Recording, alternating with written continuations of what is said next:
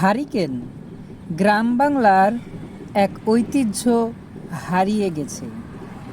গ্রাম বাংলার ছাত্রছাত্রী সহ সকল পরিবারের মাঝে হারিকেন বাতি একসময় ব্যাপক জনপ্রিয় ছিল। সন্ধ্যা ঘনিয়ে আসার সাথে সাথেই রাতের অন্ধকার দূর করতে একটা সময় দেশের প্রতিটি গ্রামের মানুষ ঘর আলোকিত করার অন্যতম মাধ্যম ছিল এই হারিকেন। বিয়ে, জন্মদিন বা পারিবারিক কোনো অনুষ্ঠানে লোকেদের জমাসঙ্গম হলে ব্যবহার করা হতো হ্যাজাক। এর পাশাপাশি রাখা হতো এই হারিকেন।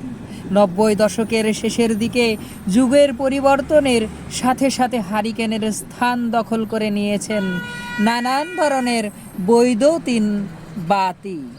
বৈদ্যুতিন বাতির কারণে গ্রাম ও শহরের হারিকেনের ব্যবহার বন্ধের সাথে সাথে এখন বিলুপ্তির পথে রয়েছে হারিকেন।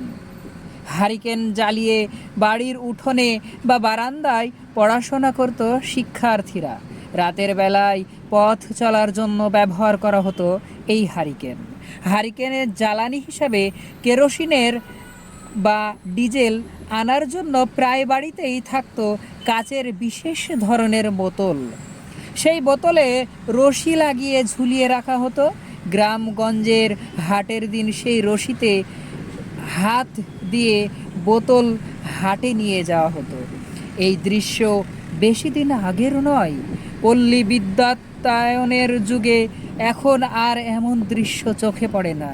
গ্রাম বাংলার ঐতিহ্য, দোয়াত, কুপি ও হারিকেন এখন শুধুই স্মৃতি হিসাবে অনেকের বাড়িতেই রয়েছে।